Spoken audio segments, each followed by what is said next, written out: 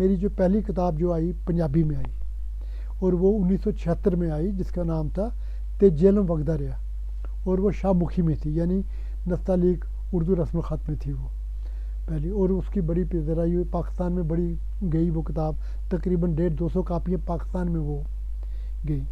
तो मुझे बीच में एक वाक़या याद आया, 2004 में जब मैं पाकिस्तान में वर्ल्ड पंजाबी कांग्रेस में शमूलियत के लिए गया वहाँ, तो मैंने देखा कि सब लोगों को उन्होंने जो हमें वो आइडेंटिटी कार्ड दिए थे उसमें लिखा था खालिद हुसैन इंडिया। तो मैंने देखा कि मुझे चिट्ठियाँ बड़ी आती हैं पाकिस्तान से, जिक्र भी बड़ा होता है, लेकिन मुझे कोई नहीं पहचान रहा। तो मैंने क्या किया, वो जो उसमें जो मेरा आई कार्ड था उसमें से वो निकाला मैंने, वो जो कागज़ था जिसमें लिखा था खालिद हुसैन जम्मू, ये ना ये इंडिया, मैंने उसके आगे लिखा जम्मू कश्मीर, जम्मू कश्मीर लिखा मैंने, फिर डाल दिया उसी में। तो जनाब एक मेरा तुसी जेलम वगदा वाले खालिद हुसैन हो? मैंने कहा हाँ जी। उसी वक्त जनाब उन्होंने सब, भाई वो आया है जम्मू से आया, खालिद हुसैन आया।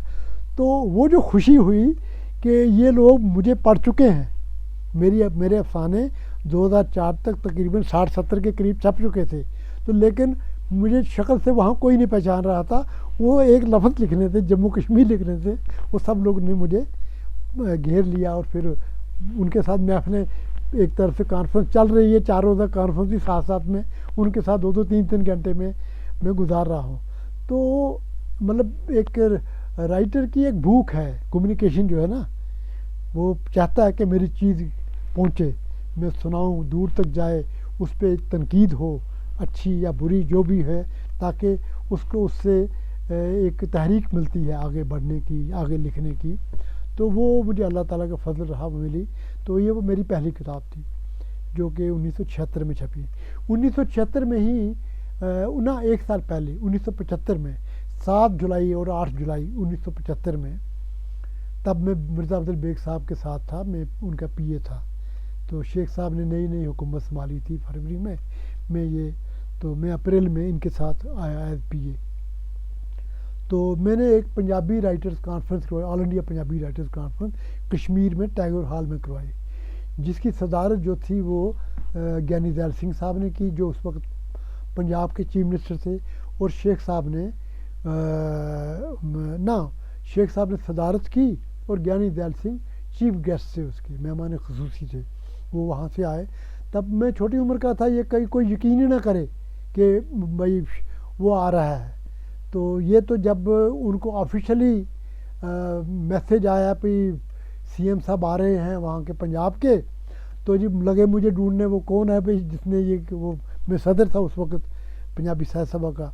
तो तेजा सिंह साहब थे हमारे उस वक्त सेक्रेटरी टूरिज़्म के, तो वो मेरे साथ आए, तो हम उसको रिसीव करने गए।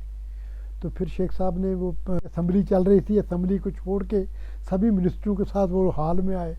तो वो कॉन्फ्रेंस 2 रोज़ा कॉन्फ्रेंस बहुत कामयाब रही, जिसमें इंडिया के जितने भी पंजाबी के लेक्चरार का ये हेड एचओडी और जो स्कॉलर्स थे, कोई 250 के करीब लोग जो उसमें उन्होंने शमूलियत इख्तियार की।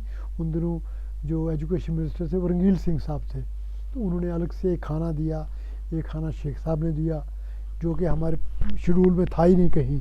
तो वो जब वो आ गए तो वो उसमें भी शामिल हो गया। बहरहाल ये मेरा पहला बहुत बड़ा कारनामा था, जिसमें तकरीबन 400-500 के लोग जो थे वो आए थे, और लोगों के घरों में रहे, 2-2 3-3 आदमी हर घर में रखे गए, क्योंकि हमारे पास तो कोई गुंजाइश नहीं थी। कुछ पैसा, पंजाब का एक मैगज़ीन, एक अखबार निकलता है आज भी जलंधर में, अजीत। तो अजीत अखबार के जो मालिक थे उसने मुझे 5000 रुपये दिया, और गुरुद्वारा प्रबंधक कमेटी जो अमृतसर की उसने 5000 रुपये दिया। तो बाकी पैसे हमने इकट्ठे किए। तो बहरहाल वो बहुत कामयाब कॉन्फ्रेंस रही। तो उसके बाद जनाब मेरी जो पहली जो दूसरी किताब जो मेरी आई पंजाबी में ही, वो आई गोरी फसल दे सौदागर, और वो गुरमुखी में आई, गुरमुखी स्क्रिप्ट में आई। तब तक मैंने वो स्क्रिप्ट सीख लिया था। तो वो उसकी नोक पलक जो थी, यानी जो उसकी इमला जो दुरुस्ती मैंने करवाई, लेकिन लिखी मैंने खुद। तो वो फिर 1981 में आई वो मेरी दूसरी किताब। तो फिर उसके बाद मेरी उर्दू में किताब आई ठंडी कांगड़ी का धुआं। ये शायद मुझे एग्जैक्ट डेट याद नहीं, शायद 1983 में आई। इश्क ठंडी कांगड़ी के धुआं पहली किताब आई मेरी उर्दू में। और फिर दूसरी किताब जो मेरी 1991 में आई, इश्तियारों वाली हवेली, शायद वो आपके पास है, आपने पढ़ी भी हो, कई लोगों ने पढ़ी होगी। उसके बाद जो मेरी तीसरी किताब आई उर्दू में वो आई सती सर का सूरज, जो 2011 में पब्लिश हुई। और जो चौथी किताब मेरी आई वो 2020 में आई, जन्नत ग्रहण। ये 4 किताबें जो मेरी पंजाबी में, ये उर्दू में आई, और 6 किताबें मेरी पंजाबी में आई हैं, जिनमें मैंने 2 का जिक्र किया, यानी तेजी आलम वगदा रहा, और दूसरी किताब थी गोरी फसल दे सौदागर। तीसरी किताब जो मेरी थी उसका नाम था जी डूंगे पानियों का दुख, यानी गहरे पानियों का दुख, डूंगे पानियों का दुख। जो चौथी किताब जो मेरी आई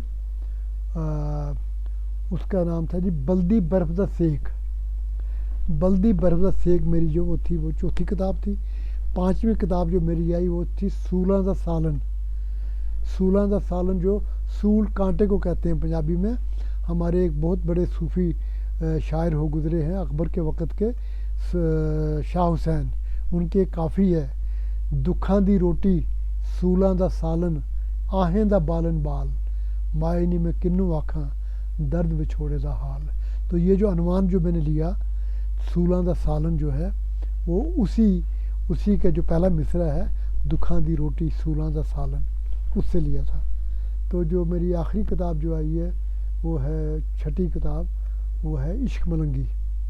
तो वो ये इश्क मलंगी भी 2020 में ही आई मेरी। तो ये है जी जनाब मेरी किताबें जो हैं। इसके अलावा मैंने जो अपनी ऑटोबायोग्राफी जो मेरी आई 2013 में मेरी आई, माटी कुदम करेंदी यार, ये पंजाबी में आई, सबसे पहले गुरमुखी स्क्रिप्ट में छपी। फिर उसके बाद ये पाकिस्तान में मैंने 2015 में वहाँ मैंने ये रिलीज़ की लाहौर में। तो ये शाहमुखी में, यानी उर्दू रस्म ख़त में, पर्शो अरबी रस्म ख़त में ये छपी। तो इसकी जो रूनुमाई जो हुई वो वहाँ हुई। तो फिर मैंने एक नावलेट एक था तमिल ज़बान का, वो मैंने पंजाबी की दोनों स्क्रिप्ट में, गुरमुखी में भी और शाहमुखी में भी छापा। उसका नाम था जी गुआची झांझर दी चीख, गुमशुदा झांझर जो है पाजेब, उसकी चीख जो है वो उसका अनुमान था। तो फिर एक मैंने लिखा जी अपने मज़ामीन की एक किताब निकाली मैंने, मेरे रंग दे अखर, मेरे रंग के अल्फाज, मेरे रंग दे अखर। तो एक ये किताब आई मेरी। फिर मेरी एक मैंने नॉन मुस्लिम बच्चों के लिए मुझसे बादशाह वाग पंजाब वालों ने किताब लिखवाई, हज़रत सल्लल्लाहु अलैहि वसल्लम की बायोग्राफ़ी, आसान लफ्ज़ों में, कोई तकरीबन 100 पेज की थी ये, जिसमें यानी नॉन मुस्लिम बच्चों के लिए लिखी। उसमें मैंने ज़बान भी बहुत यानी बच्चों के मुताबिक लिखी ताकि वो समझ सकें। तो वो उनकी हयात तैयबा पे मैंने वो किताब एक लिखी, तो जो कि 9th क्लास से लेकर 11th क्लास के बच्चों को के लिए लिखी गई थी वो किताब। ठीक है, तो ये किताबें आई मेरी। फिर अभी कुछ देर पहले मेरी किताब रिलीज़ हुई, वो मैंने उर्दू में की अपनी, जो ये है स्वानी उमरी खुद नविश्त मैंने जो लिखी, वो मैं ज़िंदा आदमी हूँ। वो बेसिकली पंजाबी से ही ट्रांसलेशन है उसकी, लेकिन उसमें एक आध चैप्टर नए हैं, क्योंकि जो पंजाबी वाली 8 साल पहले लिखी गई थी, तो उसमें जो अपडेट किया मैंने उसको और उर्दू में मैंने छापी, तो वो रिलीज़ भी हो गई है। तो अब देखते हैं उसका रद्दमल क्या होता है। लेकिन जो पंजाबी वाली थी उस पर तकरीबन 11 MPhil हो चुके हैं उस पर, और भी एक PhD हो गई है, और अभी भी वो कॉलेजों और यूनिवर्सिटी के सिलेबस में वो पढ़ाई जाती है। मेरे तकरीबन काफ़ी अफसाने मेरे जो हैं वो पंजाब की यूनिवर्सिटियों में वो सिलेबस का हिस्सा रहे हैं और आज भी है। तो इस हिसाब से यह है कि अल्लाह का शुक्र है कि एक यानी मुझे पहचान बनानी नहीं पड़ी, बन चुकी है। इसके अलावा मैं साथ साथ नौकरी भी करता रहा। देखिए, जब मैंने ग्रेजुएशन की तो उसके बाद मैं इंटरव्यूज़ देता रहा। मैं फिर वीडियो बना आया, पहले प्रोजेक्ट अफसर बना, फिर मैं एसीडी बना। फिर जब शेख गुलाम रसूल साहब की मेहरबानी से मेरी इंडक्शन होगी केएस में, तो फिर मैं एडिशनल डीसी जम्मू रहा, रजिस्ट्रार कोऑपरेटिव सोसाइटी रहा, फिर मैं डीसी रहा मैं पुंछ में। फिर उसके बाद मैं रजिस्ट्रार रहा कश्मीर, ये एग्रीकल्चर यूनिवर्सिटी जम्मू का पहला रजिस्ट्रार में रहा। तो इस तरह जो मतलब सेक्रेटरी, स्पेशल सेक्रेटरी के अहदे से मैं रिटायर हुआ। फिर मैं 5 साल तक मैं मेंबर रहा स्टेट कंज्यूमर कमीशन का। तो इस तरह से ये मेरा जो अदबी, ये जो मेरा यानी एडमिनिस्ट्रेटिव सफ़र था एज ए ब्यूरोक्रेट, ये भी चलता रहा, और लिखने का सिलसिला भी साथ साथ चलता रहा। और जो कुछ मैं देखता रहा, जिन जिन हालात से मैं गुज़रा, तो वो मुशाहिदात, वो चीज़ें मेरे जहन में रहीं। तो जब मैं फरागत मुझे होती थी तो मैं वो लिखता रहा। मैंने बहुत लोगों से मेरी मुलाकातें होती रही हैं। एक मैं बताऊं, जब 1971-72 में एक गुलाम रसूल रिंजू साहब थे हमारे, उन दिनों वो डायरेक्टर थे वो इंडस्ट्रीज़ के, बाद में वो सेक्रेटरी इंडस्ट्रीज बने। उससे पहले वो सियासत में थे, स्पीकर भी रहे थे वो बख्शी साहब के दौर में। तो स्पीकर थे सियासत में, लेकिन उन्होंने एक करवाया, एक में ना all India Urdu writers conference. तो उसमें बहुत बड़ी शख्सियात थीं जो आई थी। कृष्ण चंद्र थे, रामानंद सागर थे, प्रेम दवन थे, बलराज सानी थे, ख्वाजा अहमद अब्बास थे, वाहिदा तबस्सुम थी, और अनवर मिर्ज़ापुरी थे, बेकर उत्साही थे। ये काफ़ी बड़ी टीम आई थी वहाँ से। तो जम्मू कश्मीर से लोन साहब थे, अख्तर महीदीन थे, टेंग साहब थे, शमीम थे, ये नाचीज़ था। मैंने भी वहाँ महफिल अफसाना में अपना एक अफसाना पढ़ा था। वो बाद में वो सारी जो रुदात थी वो शाहिद बडगामी ने किताबी सूरत में बाद में एडिट की है। 1973 में वो किताब जो है वो मंजर आम पे आई, जिसमें हम सब का वो दिया गया था। तो उन्हीं दिनों मैंने मंटो के बारे में, जो इसमत आपा आई हुई थी, इसमत चुगताई, उनसे मैंने पूछा कि आपा मंटो कैसे मरा। तो कृष्ण चंद्र साहब टहल रहे थे, तो मुझे कहने लगे इसने उसको मारा, मैंने मारा, हम सब ने उसको मारा, क्योंकि वो बेबाक आदमी था। जो बात करता था मुंह पे करता था, और हम लोगों को वो बातें बर्दाश्त नहीं होती थी। उसका सच्चाई करना, बोलना, सच बोलना, उसकी जो तल्ख बातें जो थी वो हमें बर्दाश्त नहीं होती थी, इसलिए हमने उसको आइसोलेट कर दिया था। और जो उसके लिए एक बुरा साबित हुआ, वो शराब नोशी तो पहले कम करता था, बाद में ज़्यादा करने लगा। तो हम लोग उसके यानी जो उसकी मौत के जो असबाब हैं उसमें हम लोग भी शामिल हैं। खैर वो उसने कहा भाई, एक बार जब मैं जलंधर में मेरी पोस्टिंग थी, तो इसके मंटो के हमअसर थे एक, उनका नाम था करतार सिंह दुग्गल। तो दुग्गल साहब, उनका मकान था जलंधर में। तो जलंधर में अपने मकान का किराया लेने आते थे, तो अक्सर मेरे पास रुकते थे। फिर मैं शाम को जब उनको जाना होता था, मैं रेलवे स्टेशन में छोड़ के आता था। तो दिन भर गपशप चलती थी, कभी अदब पे, कभी किसी और मसले पे। तो एक दिन मैंने मंटो के बारे में पूछा उनसे, तो मंटो ने उन्होंने कहा कि यार मंटो बड़ा बेबाक आदमी था, यानी इतना भी इंसान को नहीं होना चाहिए बेबाक के दूसरे इंसान को वो बुरा लगे। तो फिर उन्होंने एक मिसाल दी मुझे कि एक हमारा स्क्रिप्ट राइटर का एक इंटरव्यू था, जिसमें मैं था, कृष्ण चंद्र था, और राजेंद्र सिंह बेदी था, और मंटो था। लाहौर स्टेशन पे हमारा इंटरव्यू था। हम जब गए तो उस वक्त जो director general all India radio थे वो थे बुखारी साहब। तो कहा, जिन्होंने पितरस बुखारी के नाम से जिन्होंने अपनी वो मज़ामीन पितरस ली किताब, वो थे। तो वो उनके बारे में सुन रखा था कि वो बड़े दीनदार हैं और मजहबी आदमी हैं। तो चाहते हैं कि जो भी जिस मज़हब से ताल्लुक़ रखता हो वो उस पर मुकम्मल एतकाद रखे और उसको वो अमल करे उस मज़हब पे। तो चनाचा कहता मैं तो सीधा साधा था, दाढ़ी भी रखी थी, सब कुछ था, तो लेकिन ये तीनों ऐसे थे, खरमस्तियाँ थी इसमें इनमें। तो जो ये बेदी साहब थे वो चेन स्मोकर थे, तो दाढ़ी शाड़ी उन्होंने काटी हुई थी, तो उन्होंने दाढ़ी बढ़ा ली तब तक, इंटरव्यू की डेट तक दाढ़ी बढ़ा ली। तो जितने इंटरव्यू के लिए जाना था तो सिगरेट शिगरेट के लिए वो कुल्ली वगैरह की और इलायची मुंह में डाल ली ताकि बदबू ना आए। तो गए तो पूछा उन्होंने, भाई आप सरदार हो तो गुरुद्वारे जाते हो? उन्होंने कहा हाँ जी जाता हूँ। तो अच्छा मुझे वो गुरु ग्रंथ साहब से कुछ श्लोक सुनाओ और उनका मतलब बताओ। तो उसने बता दिए।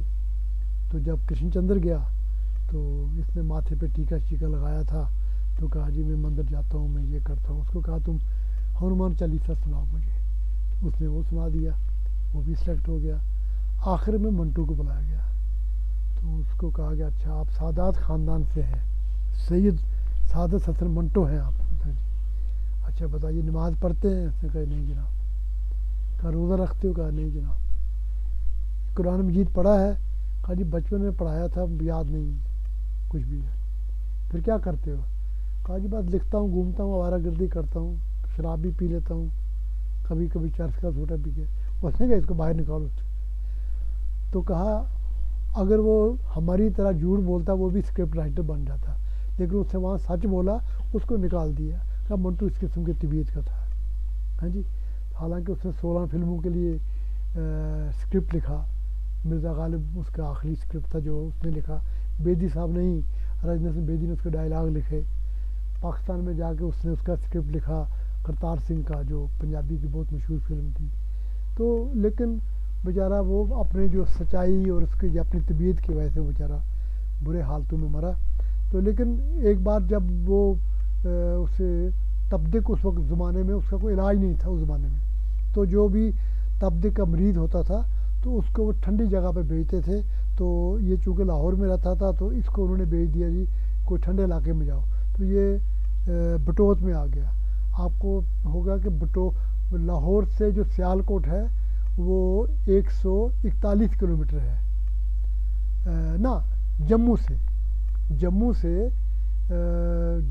141 और 26, हाँ 186 किलोमीटर है जी जम्मू से लाहौर।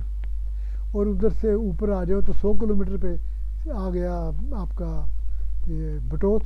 तो बटोत में वो रहे। तो जो ये उनके नाम से ये कहा जाता है जी वहाँ उन्हें इश्क हो गया। एक जो मवेशी पालने वाली थी उस लड़की से हुआ था। तो उसमें तो खुदा जाने, क्योंकि हम तो पैदा हुए नहीं थे तब, इसमें कितनी सच्चाई है क्या है। लेकिन एक जो नाम उसमें लिया जाता है उस खातून से मैं मिला हूँ। वो बूढ़ी थी उन दिनों जब मेरी वहाँ पोस्टिंग थी। तो उसका जो डाक बंगला है बटोत का, उसके नीचे उसका मकान था।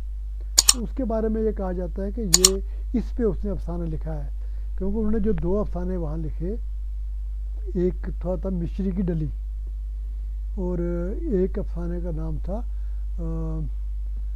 एक वो था बेगो। एक बेगो लिखा, एक मिश्री की डली लिखी। तो बेगो नाम जो अफसाना था वो कहते थे उसके नाम पे है। हो सकता वहाँ क्योंकि वो लोग मतलब गरीब लोग थे, अपने भेड़ बकरियां पालने के लिए जंगल में चले जाते थे और उसी जंगल में इनका वो था जो सैनिटोरियम जो बना हुआ था वहीं था। तो ये उसे देखते होंगे तो होगा। लेकिन मैं जब उस खातून से मिला तो काफ़ी बूढ़ी थी उस वक्त वो, तो लेकिन मुझे ऐसा दिखा नहीं। तो मैंने उनसे पूछा तो कहा, वो उसने आगे मुझे अपनी ज़बान में कहा कि कौन मंटू, कौन, यानी उसको वो भी याद नहीं था। लेकिन लोगों ने इसके भी किस्से बना दिए हैं कि जी उसको वहाँ इश्क हुआ, ये हुआ। वो यार वो इश्क वाला आदमी नहीं था जिसकी अपने जो बीवी के साथ पूरी मतलब तरीके से वो उसको नहीं, यानी वो आसाइशें दे सका जो एक खामद को देनी चाहिए, अपनी बच्चियों को नहीं वो दे सका। क्योंकि मैं उनकी बेटी से मिला हूँ, मैं उनकी बेटी जो नुज़रत साहिबा हैं, मैं उनको लाहौर में मिला हूँ। एक मेरे चाहने वालों ने एक दावत का इंतज़ाम किया था मेरे लिए, तो वहाँ उन्होंने उसको भी बुलाया था, नुज़रत को भी। तो वहाँ उनसे बड़ी बातें शतें हुई। तो वो भी इस मामले में कहती हैं हमें कोई पता नहीं कि ऐसी बात हुई है कि वो भी इससे इनकार करती थी। तो अगर आपको ये वीडियो पसंद आया हो तो बराए करम लाइक, शेयर और सब्सक्राइब करना न भूलें। बहुत बहुत शुक्रिया।